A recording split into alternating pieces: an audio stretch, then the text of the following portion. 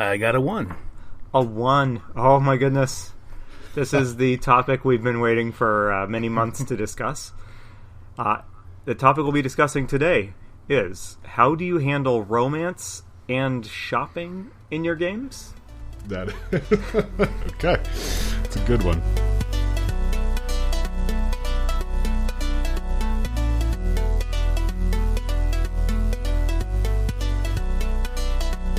Hello, and welcome to Roll for Topic, a roundtable discussion about running role-playing games. Each episode, our guest rolls on the table of topics, and we discuss the result. My name is Chris Salzman. My name is Andy Rao. And this week, we're joined by our special guest, Donn Stroud, who just rolled on the table. Hey, Donn. Hey, thanks for having me on, first of all. Yeah, well, thank you so much for being here. Yeah, I hope you have a lot to say about romance and shopping. I don't know if I have a ton to say about romance. But, yeah, so Donn, we got connected roughly with the RPG fest that happened at the Ann Arbor Library. But then, it turns out, you actually, you write some games, you write some adventures and stuff? Yeah, I've been, quote-unquote, professionally writing RPG stuff. I think the first book came out in, it was 2018? Oh, nice. That's super great. What was that? That was an adventure module for the role-playing game Mothership. It was called Dead Planet. Nice. Yes, Mothership. Yes, a lot of our past guests, and I know Andy loved that game. Yeah, we spent a lot of time praising Mothership here on the show. I've got my copy of Dead Planet here, in fact. Nice. That's awesome. We've specifically praised Dead Planet as well, I think just because I find it a pretty remarkable use of space. There's a limited number of words compared to a lot of RPG supplements, but they're just really well chosen, very evocative, and then combined it with what I consider some really good graphic design. It's a pretty remarkable module. Yeah, I'll have to give thanks to Sean McCoy. He was a co-author, and all the layout, all the graphic design was him, and he's a genius that way. And as far as the brevity of the words, I am very wordy, so so we had Fiona Geist on to kind of edit us down, but then she ended up writing the Nightmare Table and the Red Tower, and just taking everything and just making it nice and tight and concise. It was a great team, and yeah, we actually won the Silver Emmy last year for Best Adventure. Yeah, congrats. How did you get connected into writing adventures and modules? I mean, I think we all kind of do it, right? That was not me asking for a job, right? I'm just really curious. What was your path to get there? Yeah, just doing a lot by myself, and then I started going to conventions back in 2011, and I think I met Alan Girding and Sean McCoy in 2012, maybe 2013, and they ended up starting a game company, and they did party games, and then one year Sean was like, "Hey, we should do this Mothership game," a few weeks before Origins. I can help with that. I'm listed as a developer in there. Cool. Yeah. I mean, of course, I've always written. I've got, files and files and files of stuff I whipped out. I think I really started writing seriously, or not seriously, a lot in maybe 2011, 2012. Reading a lot of the OSR blogs, and then it just kind of worked out to Mothership took off. So we kind of pitched ideas for Dead Planet, and then I had been working on a book called Lesser Key to the Celestial Legion, which is basically an angel generator for fantasy games. It's an angel generator, but also a bunch of other things clerics can do. Because I love the class. I know everyone hates it. Everyone hates gnomes, bards, and clerics, right? Well, I love the clerics, and so the Lesser Key has jobs they can do, preaching. They can find relics. It's just full of tables. I forgot how many tables are in it, 29, 30 tables. Oh, nice. Maybe more than that. I always love the clerics in my game because I love putting them on the spot to ask them what is your religion, right? Kind of fleshing that out over the course of the game is really fun. Right. Yeah, so I don't know if you've seen the book, but there's a whole chapter on aspects of religion. How do you worship? Do you sing? Do you what is your holy book written on? Like, it goes so deep into religion. I guess I'd been working on that for years, right? Yeah. And I didn't really think I was going to put it out, but then we put Dead Planet out, and everyone was like, "Oh my God, this is so great!" I'm like, I gotta have more. Yeah, you gotta. There's always gotta be that next thing. Yeah. So I put that on Kickstarter last January, and it did well. I got the money. I put it out. It's out there now. You can find it on Drive-Thru RPG in PDF form. We'll throw a link to the show notes for that, for sure. Yeah. Or I still have copies, so people can hit me up on Twitter or Facebook, and I can send them out. Our local friendly gaming store stocks it. Vault of Midnight. Oh, yeah. Yeah, Vault of Midnight, yeah. Yeah, so Andy has a Vault of Midnight over on his end of Michigan as well, too. So. Yeah. Oh, nice. They're a great place, yeah. Yeah, I don't have it out there, and I should. Yeah. Well, I mean, Andy's probably going to buy a copy then, and he'll take it over there. So you got to stock this. Yeah. Nice. Yeah, so I guess, so you're writing currently, right? But, like, what's sort of your history of getting into gaming? Did you get into it around 2012, or you've been gaming longer than that? I wish I could say I was one of those guys. Yeah, I was gaming back in 1980, but I couldn't because it was satanic and my parents were very religious, so it was not allowed. I remember like my senior year in high school, I went to a friend's house and I was so excited to roll up a Ranger, in first edition AD&D. This was 1991 or so, and I was all excited to play, and they were like, "No, you can't play." I'm like, oh. So I think when I moved out of the house, I kind of bought some of the old books, and I loved reading them. I mean, I'd always been reading, like, sci-fi and fantasy since I was, like, in 4th grade. So I loved the, the genres. But, yeah, I didn't really start playing hardcore until probably 2011. I'd played a few times before that for, like, a year. Yeah. And then I was kind of got away from it. Yeah. I was always more into, like, Warhammer 40K. Oh, yeah. If someone were to sit down with you, Donn, and you were going to run a game of, say, D&D for them, what kind of default, what could they sort of expect? Like, setting-wise, like, what kind of game do you run? Is it a real old-school sort of thing? Is it a more newest school, really narrative? It is probably more old school at this point. Probably kind of hex crawl. I would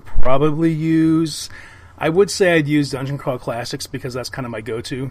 And I like that system because everything you do is kind of open-ended, and it spawns its own crusades and quests, because you push the luck, you roll the dice, you're like, oh, I'm going to use part of my body for this spell, and then the person who you got that power from wants something from you, Cool. Yeah, so every single thing is kind of like just pushing the narrative, which I kind of like is cool. So, maybe that's more of a mix. Like, yes, definitely old school, but I don't like just, hey, go out and kill some stuff. I do like there to be a narrative, and that's probably why I worked on the cleric stuff for so long, is because, clerics are just like, oh, hey, I have a god, and I'm going to hit you with my mace. Yeah. And this kind of gives them, why are you doing this? You need to convert followers to power up your god. And this is what you can do. You can push out spirits that are inhabiting a body. Yeah, cleric is such a strange class when you can take it against some of the other standard D&D things, because it's like the one class that has this massive social baggage attached to it. Mm-hmm. Everybody else is sort of defined by like the thing that they do, but the cleric is not just a mechanical role in the party. It's got this social role as well, and yeah, it's kind of intimidating, and I think that's why you see a lot of people playing it just like a mace swinging, right. mace swinging zealot and not much else, because what do you do with that? It's a lot. Yeah, it's a little easier. Yeah, it makes me interested. I mean, like, you can always like play games where everybody's the same, character class, right? So like a party of all rangers or something like that would be fun, but a party of all clerics would be really interesting too. right? Yeah, like, especially if they had like opposing gods and stuff, right? Like you could do lots of fun stuff with that, especially with some of the stuff you're talking about in the lesser key supplement. Right. Yeah, if you generated a crazy, weird angel that came down and, like, the earth was lifting up around it because it was bending the rules of reality, and it was saying, hey, our god wants you to go do this, and the whole party of clerics is like a holy band, and maybe they have a fighter or two that kind of functions as paladins, maybe even like some kind of thief that's like, yes, of course I'm a holy thief. Yes. Like, that'd be a nice angle. And then if you kind of play with the whole chaos, lawful, neutral, alignments, like the old school only had the three, like good, evil doesn't matter. It's like, where do you align yourself in the realm? Like, yeah, you can do tons of stuff with that. Yeah. Oh, that sounds great. Well, now I want to run that game, but Yeah. someday. Yeah.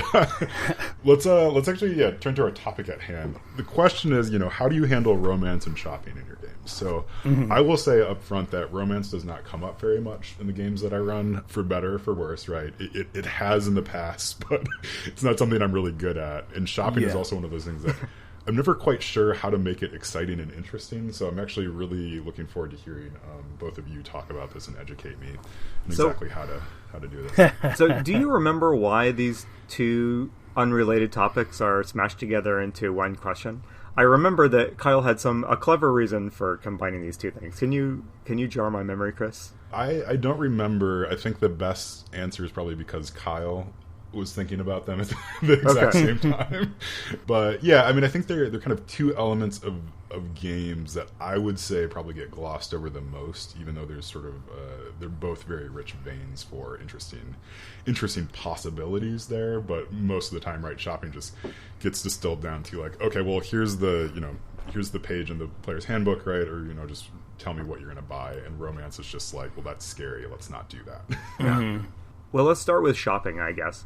How do you handle shopping in your games that you run? Do you let players just flip through the player's handbook and mark down what they have? Do you have big role-playing encounters where they go around town, checking the shops, that sort of thing?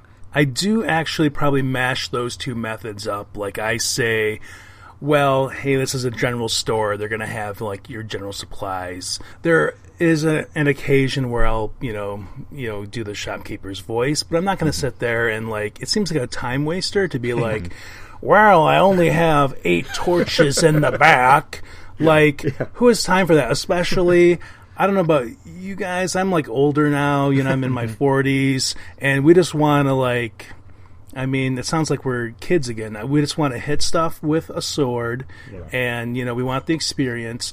But I do actually make them go to different stores, and I'll probably do, like, the hello voice. There is a point, maybe if we're just firing up the session, like we've just started the campaign, where I'll be like, just open the book, and you have that stuff, Like, yes, use your gold, and then they can, sit there and pool their gold together and, kind of work it out. Like, that's kind of, like, part of the fun, I think, is like you're working together as a party, and yes, you're players, yes, you're, PCs, but it's kind of like, it's not role-playing, but it is playing together.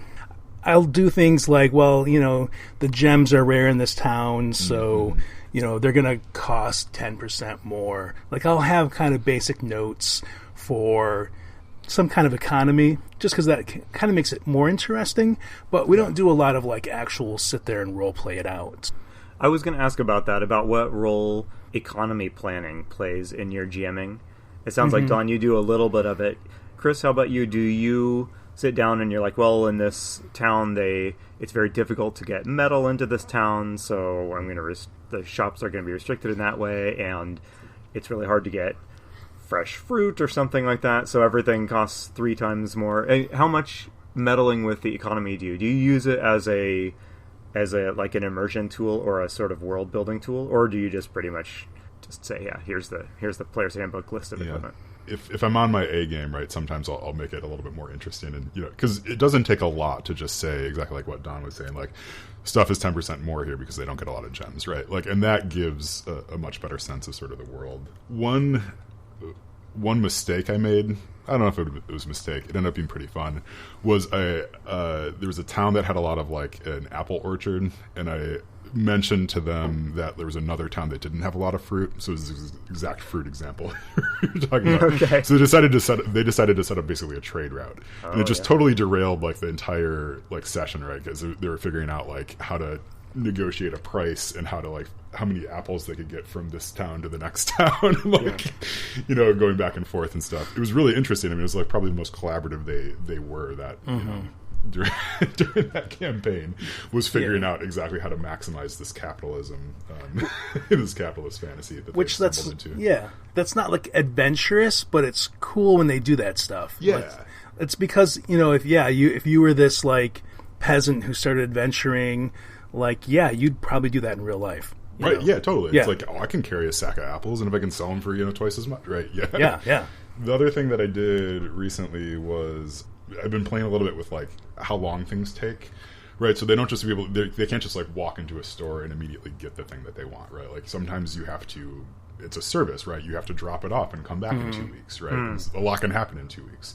You know, so if you're asking a blacksmith to do something for you, it doesn't happen immediately, right? It's not a video game. Like, drop it off and like it sparkles and then it's all done for you. But yeah, I mean, I think like that creates some interesting then kind of gameplay loops where it's like they're thinking about, well, I dropped this thing off and then we're going to go do this other thing, but I got to make sure I come back because I got to pick up this thing, right? And then the shopkeeper is more a part of the world rather than a table that you're going to buy items off of.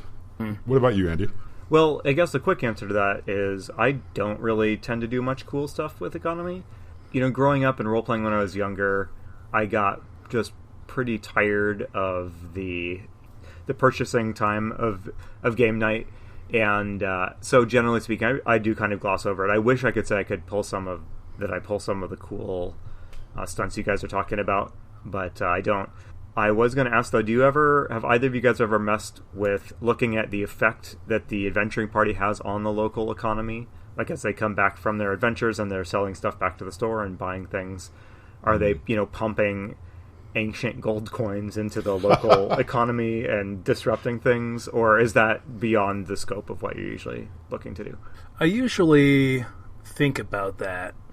Like, I always like to name the coins and like, oh, this is a coin from, the ancient Dwarven kingdom. Like, it's maybe worth twice what the gold coins you use. Nice. And maybe the town can't really handle that sort of thing. I don't do it too much, but, the whole thing to make the game feel real, and it's sometimes annoying, tracking encumbrance, marking off the arrows, like... Yeah, it's paperwork. No one wants to do that. That's the first thing that gets, dumped.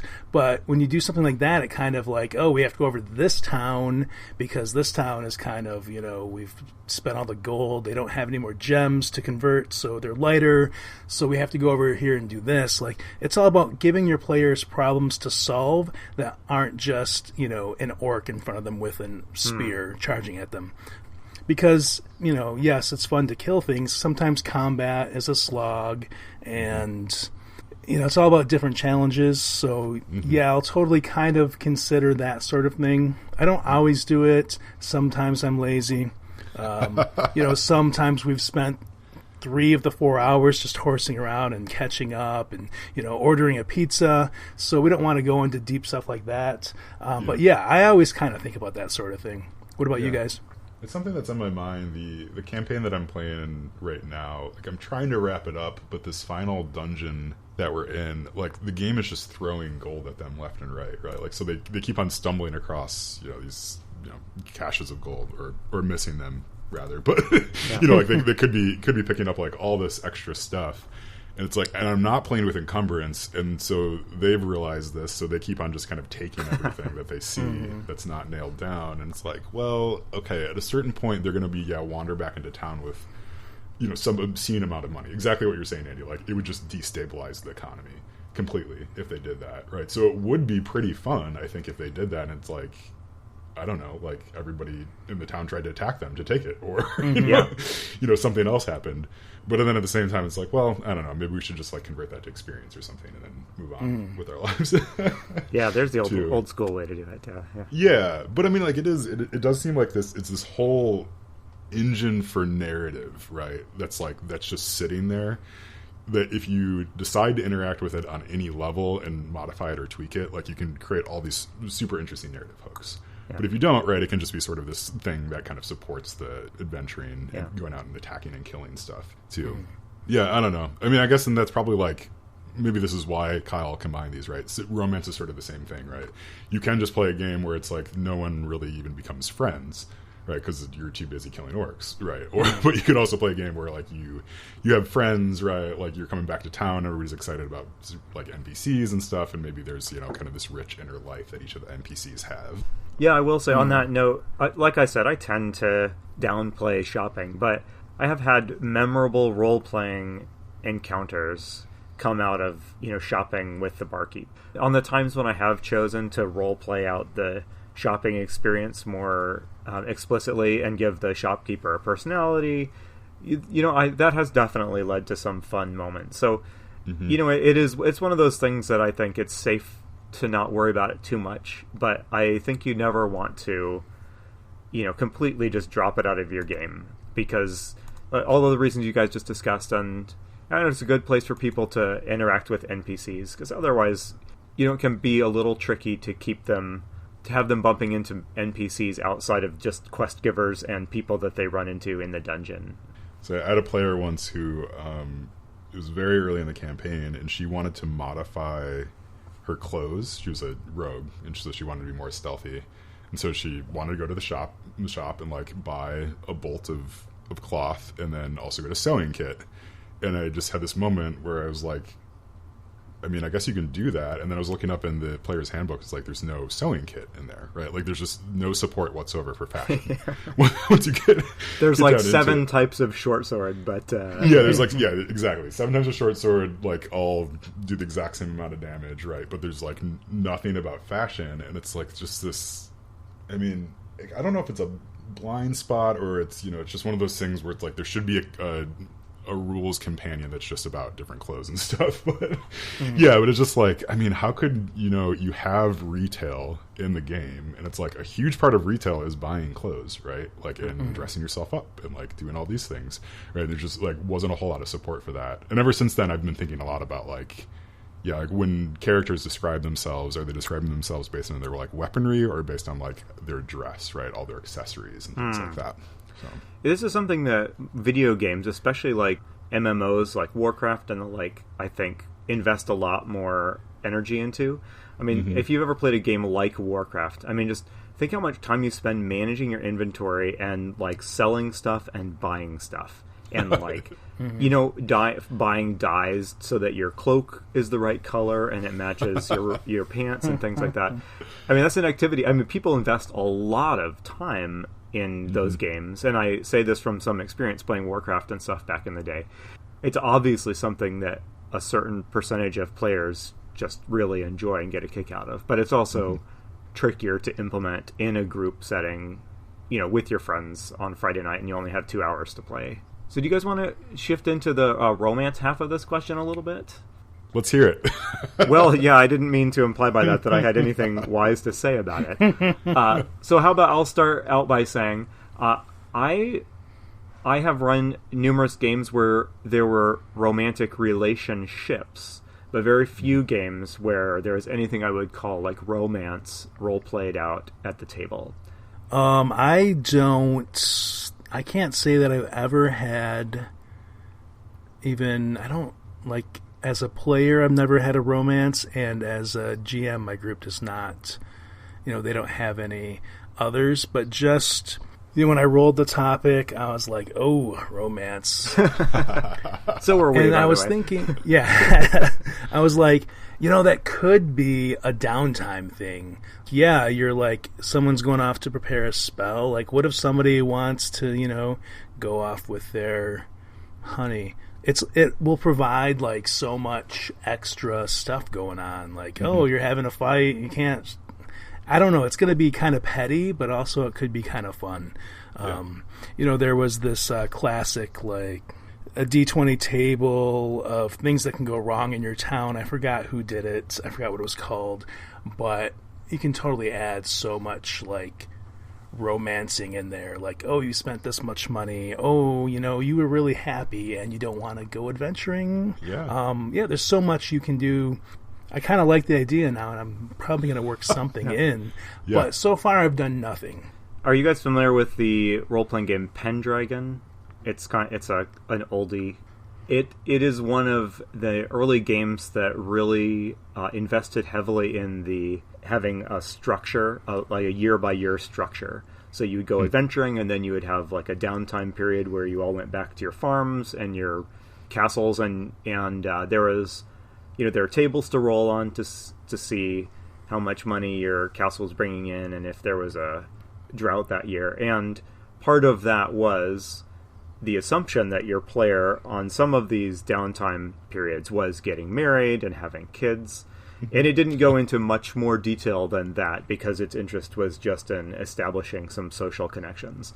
But it does seem, like Donn said, it does seem like something you could easily make into a kind of a cool series of charts for downtime. How are your relationships going? What's coming out of them? And how might whatever is going on in your relationship, how might that affect where you are today as the adventure starts, and you're heading out to the dungeon and you're leaving all this drama.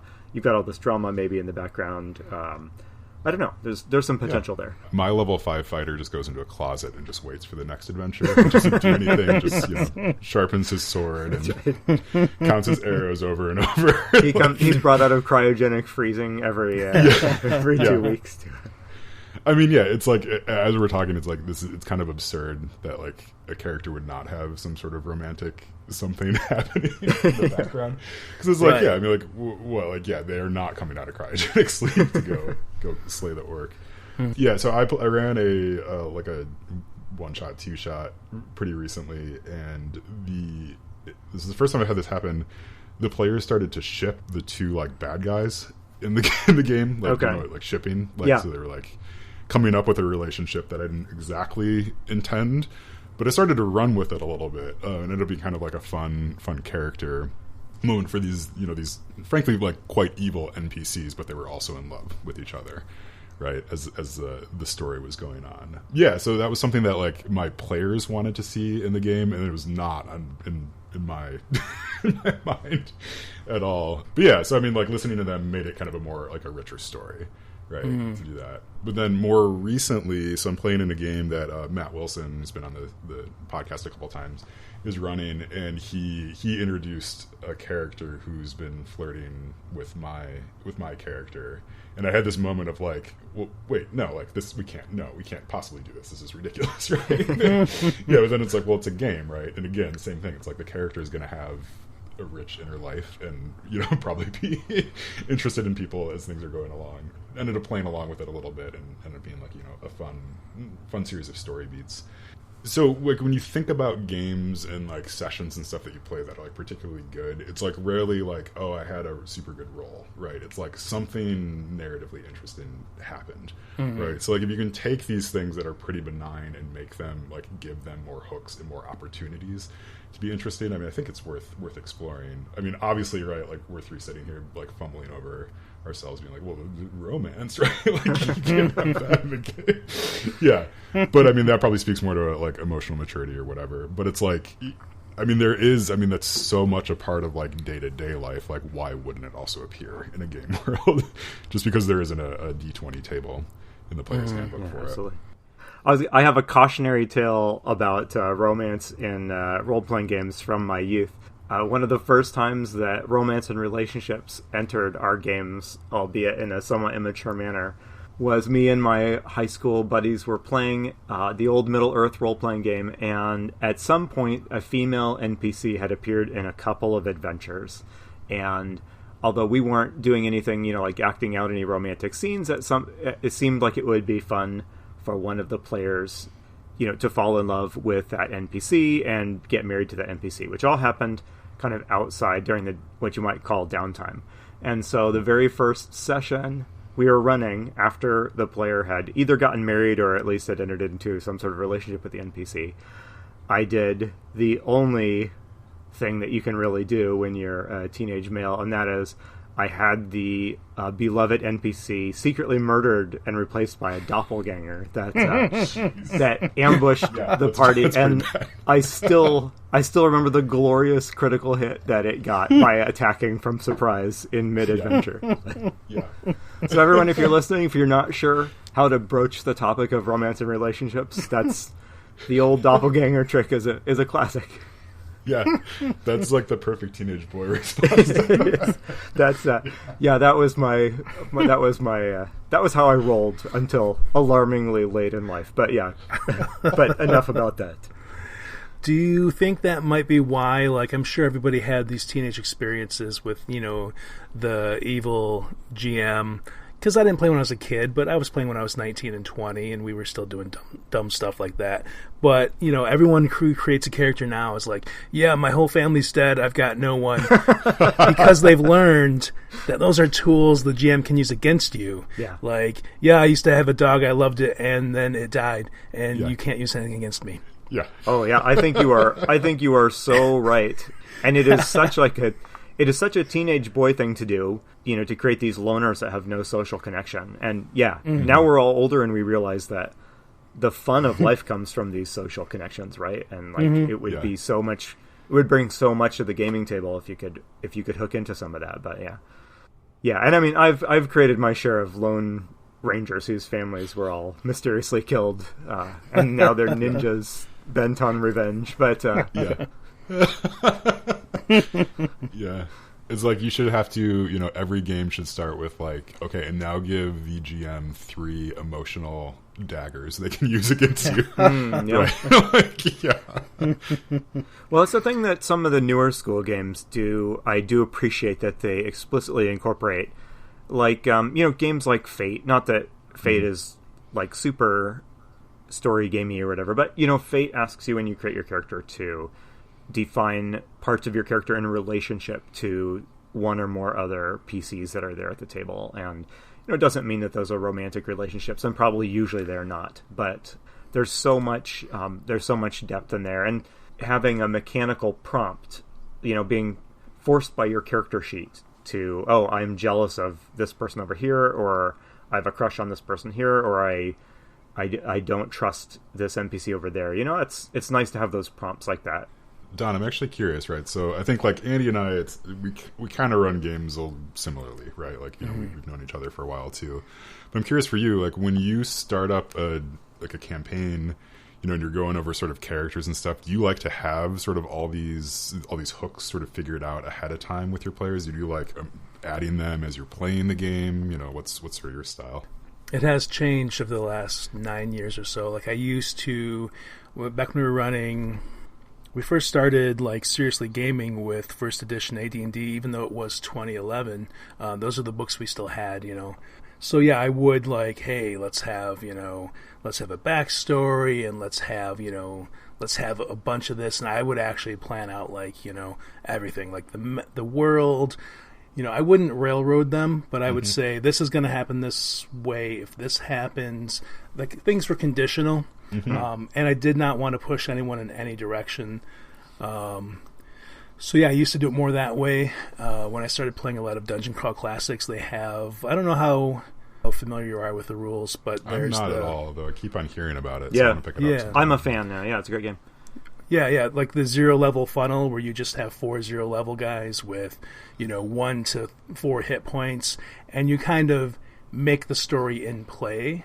So now it's just like, there's like nothing. Like, you know, you kind of make, oh man, my brother, you know, jumped into this well and I'm left with the sword he had. You kind of generate the story as you play, which I really liked. Yeah, this is all making me wonder about having a character in a party who like is a shopkeeper too, right? Like, and maybe, you know, like what you could do with that, you know, like, so maybe part of his or her goal, right, when they're going out on adventures is to come back with more things to sell, right, to other people in the town. Yeah, I mean, I'm sure there's a video game about this, I'm positive, right? Like where you play the shopkeeper and stuff. But yeah, that could be really fun too. It's like, I mean, there's like, I think commerce is very much, it's always thought about in tabletop games is like you're going to sell to the store and the store is, you know, giving you stuff back. But there's no reason why. I mean, if you walk out with 30 short swords from a castle you just ransacked, you could set up your own shop, right? Right, yeah. Do your groups play like that? Do they grab all the short swords to go sell? Because mine don't. But if I'm playing a video game, that's the first. I'll carry so much back. Like I'm playing. What am I playing right now? Divinity: Original Sin 2. Like my people are loaded up, and I'm just like, yeah, I can get 3 coins for this, and that's something. Like they're carrying apple pies and apples, and every single thing they find, I'm like, yeah, it's a bowl. It's worth 1 gold point. Gold piece. Yep. But my players don't really play like that. Yeah. Like if I say, oh, there's this elaborate, chest of drawers, it's like a fancy, they might try and take it out, but they usually don't. They want coin, they want gems, they want magic. Yeah. They don't actually, but it's kind of weird because you don't really encourage that, I guess. If you are doing encumbrance, you're like, no, that sword weighs, 10 GP and... Yeah. Do you ever give them stuff that's, like, tantalizing to buy, right? Like, I've played with this a little bit, like, giving, like, having items that are essentially worthless, but they are really fun to own and just making them expensive. So they have to kind of make a decision of, well, we only have 50 gold pieces as a party, and that thing costs 40. Like, do you really need it? It's like, well... Yeah, I mean, because it's cool, right? But do you ever give them kind of goals for what they're collecting their money for? I haven't, no. I can see it being a good idea. Like, the way it usually goes, hey, we've got these coins, let's buy a gem because it's lighter, and let's go back out and get more. Because, a lot of the systems we were running a lot of, you got XP for each gold point you brought back. Yeah. Like, you didn't really have to spend it. But then I I tightened it down and said, yeah, you have to use this for something. So, if they ended up leaving this huge stash behind in a town because it was overrun by 6-foot-tall kobolds because they missed every single clue I gave them that this was going to happen, like they lost a lot of experience points that way. Huh. Because they didn't bring their, treasure out. Like they brought it back into their, their house, but they didn't actually get to use it. Yes. And we're on your side here, so... Yeah. How many clues can you drop? Yeah. Don, hearing you talk about that instinct you have, in computer games at least, to grab everything that's not nailed down. Like, we've all been there in computer games where it's like, this area is depressurizing, and the asteroid's about to hit, but like, hang on, I've got to check over here because there's like some garbage, some like literal garbage over here that I need to loot. Like all the story prompts are like, this is happening, but you're like, it's not really happening, and I need to go check out that corpse over there. Is there a timer? Unless there's a timer, I don't care. Which is why I make sure there is a timer in the pen and paper games, because I know how that can be exploited, and I'm not trying to be a jerk. I'm just trying to make it immersive, like real. What is so I'm thinking back about giving them sort of those like tantalizing items and stuff. Are there any items that you two like to just introduce into games, or just like they have to get this, right? It's just something that is just one of the players looks at that in game is like, I need to get that. Do you have any sort of stories along those lines? Anything that you've introduced, magic item or other? I don't. Not a ton. I do love to introduce magic items that don't have a mechanical benefit, or at least not any sort of like tactically useful mechanical benefit. Yeah. Just because my experience tells me that those will be used in interesting and funny and memorable ways. But I can't say that I ever do that with like mundane objects. And honestly, this discussion is making me realize that I don't really talk about mundane objects much at all in my games. My sort of default assumption is that if the players need a fork, there's a fork. And even on like low level adventuring equipment that you would expect that a trained adventurer would bring, I often kind of even glaze over exactly what is in their backpack. It makes sense for your character to have whatever, a 10-foot pole. I mean, maybe or maybe not, but don't know, I guess I'm rambling a little bit here, but no, I don't do that too much, except with the exception of like if a magic item is really obviously going to lend itself to some funny hijinks, I will put that in there. The item in question, like that I'm thinking about is the Cloak of Billowing. So this was in Xanathar's guide. Okay. It's a cloak that like the only thing that it does is it billows dramatically behind you. That's great. Right. So like in game, right? Like I don't even know if it's part of the actual tables. Like you snap and then the cloak billows behind you, and then you snap and it falls back. So there's no mechanical benefit whatsoever. It's just like I can look cool in this moment. Yeah. Right. So it's just like the wizard has to buy it. Right. Like they just have to.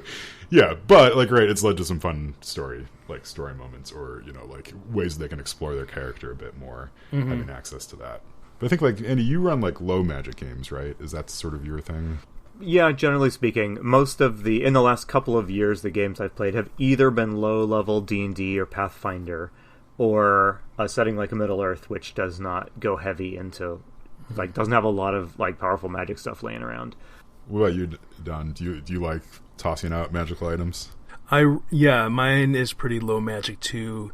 In fact, I was thinking when you were talking about like that magical item that they just have to buy. Like I don't think I ever have any magical item for them to buy. Like it's all it's all found, and because my style of storytelling and running a game is definitely more like explore this over here.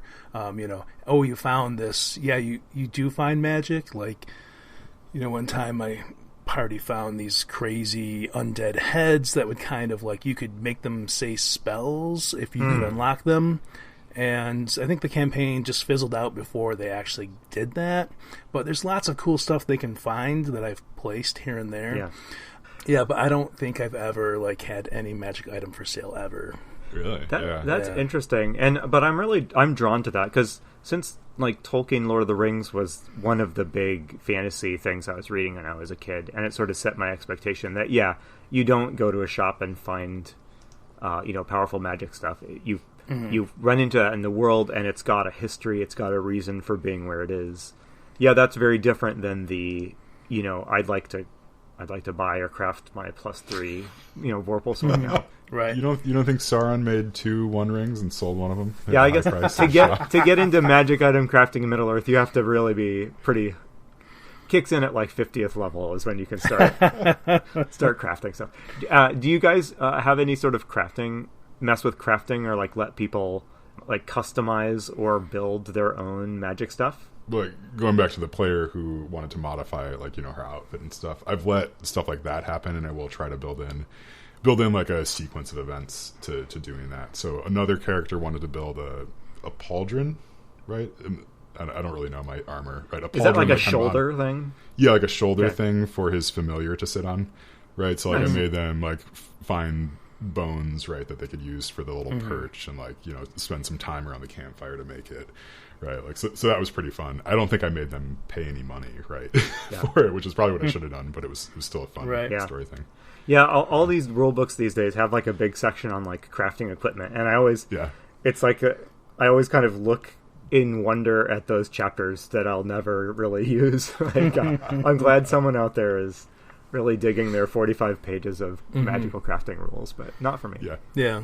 All right. Well, I think we should wrap it up. We've been going for a little bit. This has been really good. As expected, we ended up spending a little bit more time on shopping than romance, so maybe yeah, there you go. Maybe let's all just like think about that and then come back next time with a really good response. That's right. Yeah. So I guess any kind of parting shots before we do our wrap up. Anybody have any like last stuff they've just been wishing they were saying?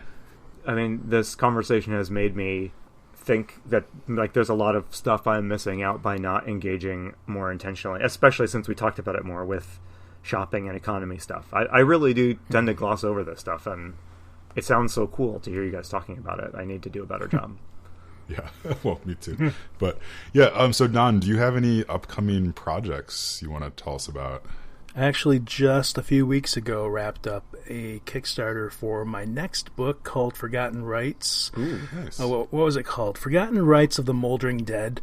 Like, the first one was Lesser Key of the Celestial Legion, and my friend Sean McCoy was like, you gotta kind of, that's your thing now, you gotta keep on doing it. And it sucks because the names are so long. Yeah, they're like black metal as heck. Yes. Yeah. That's me cleaning it up for this family-friendly show. Yeah. And, Yeah, they're so eldritch and hermetic. right, yeah. But then I forget what the titles are. Or, is it to or of or for? Like, yeah. But that is, that's going to be a source book compatible with DCC. All kinds of undead stuff. Generators to kind of make your undead a little bit different. Funeral rites. I have this weird idea that there should be like funeral parades with like jesters, and I don't know. We'll see where it goes. Whoa. I've got a bunch of crazy ideas. I've written a lot of them out. I'm starting to have art come in. Oh, cool. So that's cool. There's been some floating around on Twitter. So that's my next big project. I'm also working on something for Exalted Funeral. I don't know if you know that. I don't know. No. It's a web store. Matt Kelly and his wife run it. They do RPG, metal, and like occult stuff. Oh, whoa. Cool. So it's like this really cool place. He's got all the good stuff. I'm working with him and some of the artists he's gotten to do this, to write a dungeon for him. So that's two of the upcoming things. That sounds amazing. Yeah.